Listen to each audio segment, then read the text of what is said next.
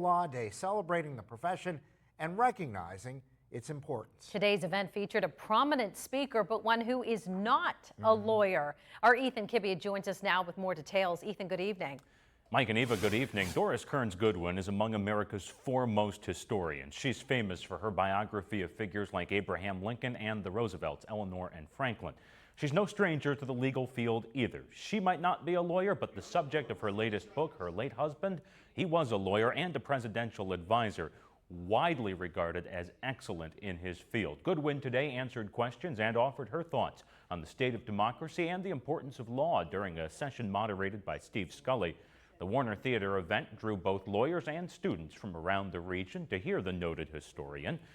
Today, she reflected on the current divisive nature of American politics and social life, and she says there's no argument.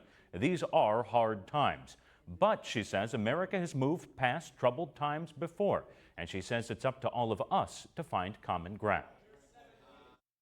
I think one of the things history can teach us is that we've been through really hard times before. This is a really hard time, and we got through them somehow. I mean, I think about those days as the Civil War started, when Lincoln came in. He said he couldn't have imagined, if he'd ever known how much pressure he was going to live under. He wouldn't have thought he could have lived through it.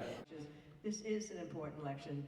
There is a fragility. Years of lived experience and a career, 60-plus years spent studying America's past, there's perhaps no one wiser than Doris Kearns Goodwin. The theme of this year's Law Day event, Voices on Democracy. And along with Goodwin's discussion, the Bar Association presented awards recognizing outstanding legal work among lawyers and staff in our region.